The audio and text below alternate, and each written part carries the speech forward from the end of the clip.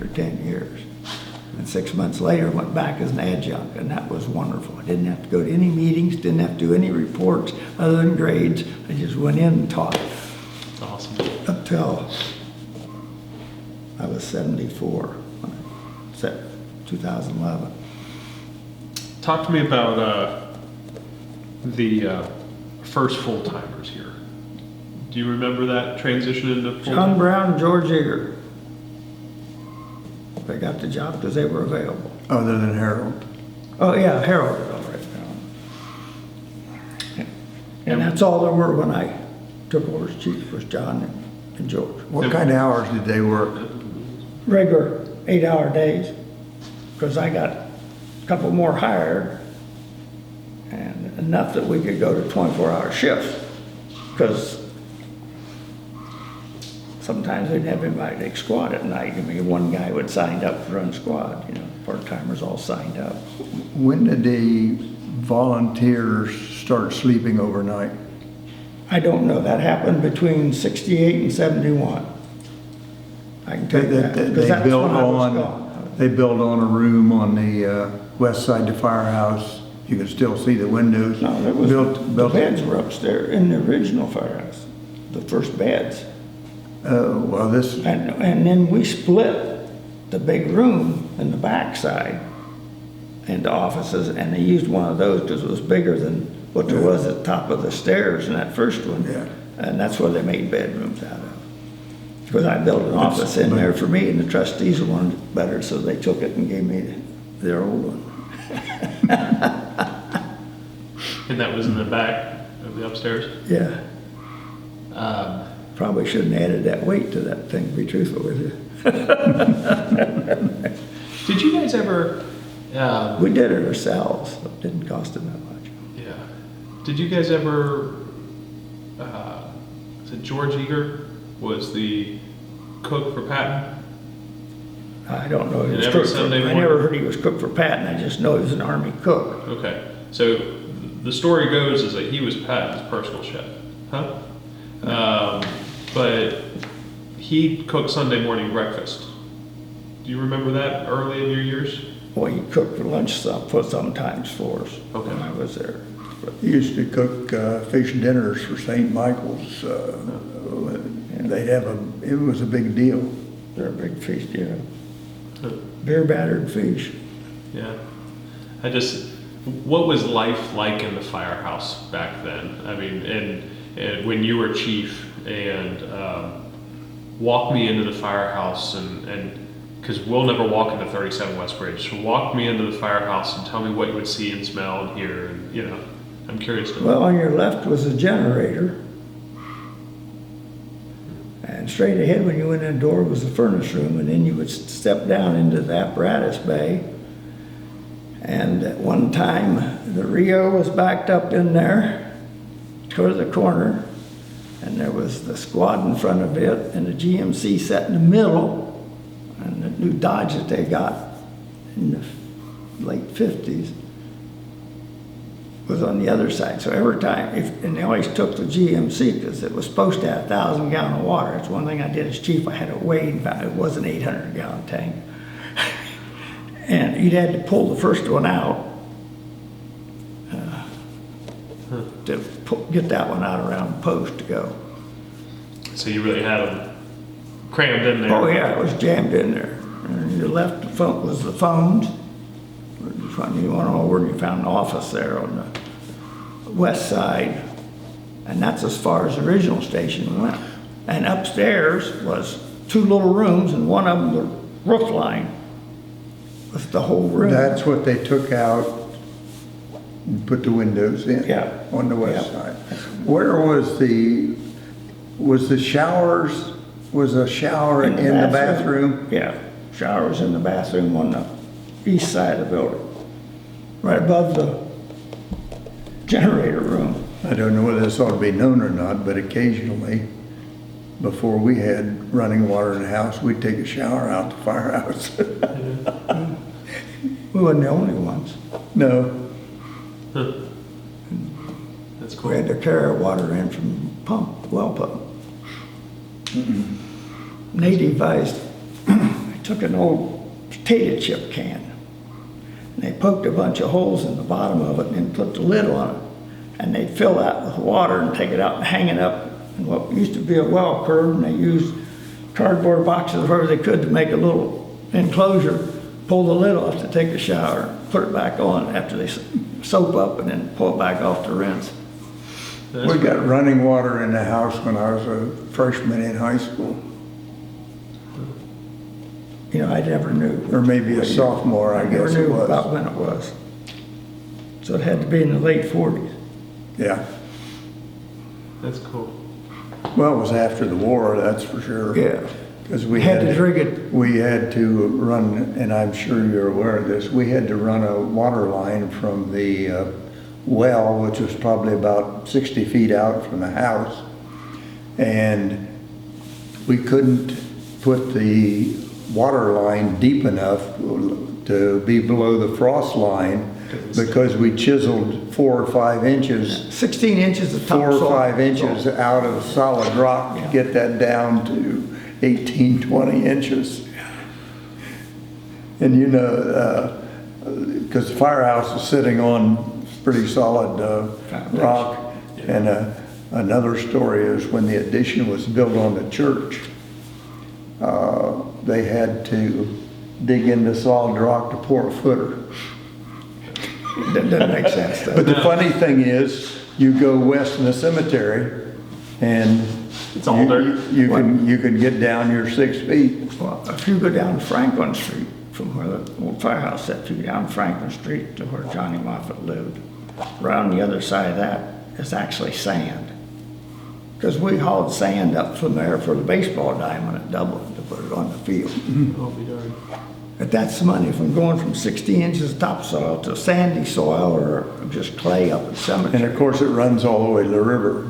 The old trail that went down where the fire trucks used to go down to fill up, you can see it in the, you can see the stone in the side of going down there. Yeah. I don't know whether that old, I think the old cement floor of that Pump house? pump house is still down there. It's now the platform for the gazebo that's. Yes, yeah. Is it? Yeah. And, They The drive, dry hydrants are still on the street. yeah, you and I talked about the 2 hydrants before that were never used for a fire, but were used to clean the streets. So let me ask you guys a couple more things. We talked about the full-time firefighters and back to school. Talk to me real quickly, if you will, about, and this is where I'll roll you in a lot as well, is the expansion of Dublin. I have it in the 70s and 80s with just once Muirfield hit and 270 came in, I have population being 681 when Ashland Chemical was there in the 1960s. that's probably pretty good, because it was Yeah. 200 when I was born. And Yeah. when we was carrying the newspaper, it was between 400 and 500. And when did we put that, in 57? When both of us was playing I think- baseball that spring. I think Outer Belt had much more influence than Muirfield ever did. I think if Muirfield had been built without an outer belt, I don't think it would have happened like it did. And that's what I was looking for when I took the job. Because Figured when, it was gonna grow. you know, when you start, Hilliard had 1 high school, Dublin had 1 high school, Worthington had 1 high school, Westerville had 1 high school, and now between them, there's 11 high schools. From 161 to Hilliard, coming around what is the outer belt today. And like we said earlier, in Washington Township, things are better along the outer belt than most other places. So outer belt in 75, 76, I think it was a major influence on Definitely. on what we are today. And the bad part then is there wasn't any crossover or interchange between 33 and Cemetery Road. So if we had something northbound, you had to go all the way to Hilliard's to come back up. Interesting. depending on the weather, Sure. of course. With I just got- that large expansion that he just explained, Yeah. how did that change? One, you said your desire to work here, but two is how did that change your approach to the job, and how did that change? Trying to get updated equipment and get more modern fire equipment instead of front mount pumps and larger hose and, 3-inch hose. When I brought 3-inch hose, that was biggie back then. Very few had it. But there was a big difference in your hydraulic when it comes to 2.5 to 3-inch. And did you use that as supply line or as Yeah, a? 3-inch supply line, but we could use it as a fire line. Okay. They were loaded 2.5 and 3-inch, and you laid your supply line with your 3-inch, but if you had to have it for 2.5, you could. Yeah. So you So we're lay trying double fire lines is the way it was split. We're trying to reinstill that. We've been fighting 1 3/4 fires for a long time, and the 2.5 has always been a tool in our toolbox. But now with our offsets of our buildings, we're starting to go to extended lays with a 3-inch with a gated Y and Yep. 2 1 3/4 coming off of that. And so we're trying to, in the next year, my crew is actually teaching everybody else the fine art of bringing back the shoulder load. Oh, You easiest load there is to go, especially if you have to go up steps. Yeah, And I had the hardest time trying to get some of them to understand that. yeah. And I remember teaching at West Jefferson. And I don't know if they changed to that, but I made them carry the line up steps in a house. And they found out real quick it was much easier than dragging that hose. Yeah. I remember my first fire in Columbus, I went up the steps in one of the flop houses down there. And the pump operator charged it too quick and it right off my shoulder and took my helmet off and everything. I was in the middle of the stairway. So I had to finish dragging it. That's funny. What, sorry, I'm scrolling through kind of the ideas for next year. But I know all the guys that was active and, shall I say, the better firefighters all jumped right on that. They loved it. Reverse load. I saw during or just at the end of your tenure, I'm not sure which, prevention became a big Yep. push. Explain to me that push and why that was started. Didn't have any. I knew Ashland Chemical was already built, and I knew with the outer belt we was going to grow like crazy, and we had to start doing some fire prevention. And so I brought in a guy that had some experience in it. Nobody liked him.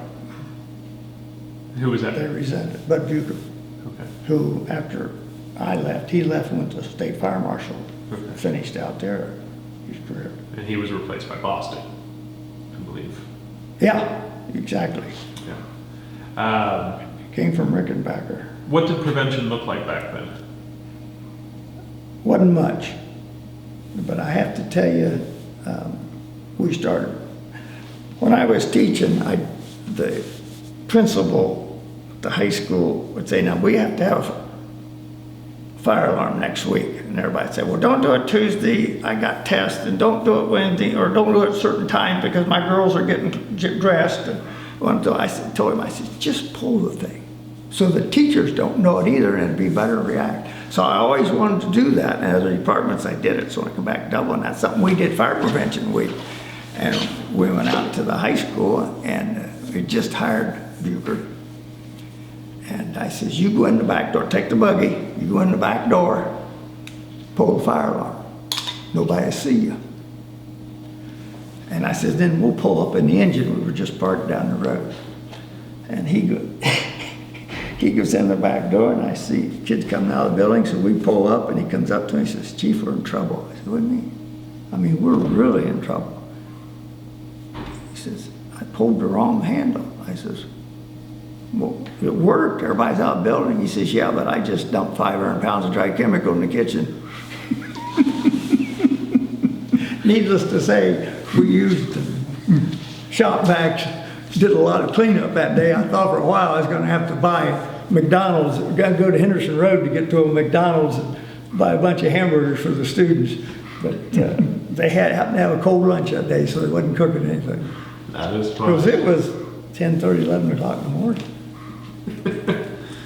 And up inside the hood, you had like this much dye-chemical laying up in there all around. That's why I loved Halon. Not only a better extinguishing agent, but it dissipated. Yeah.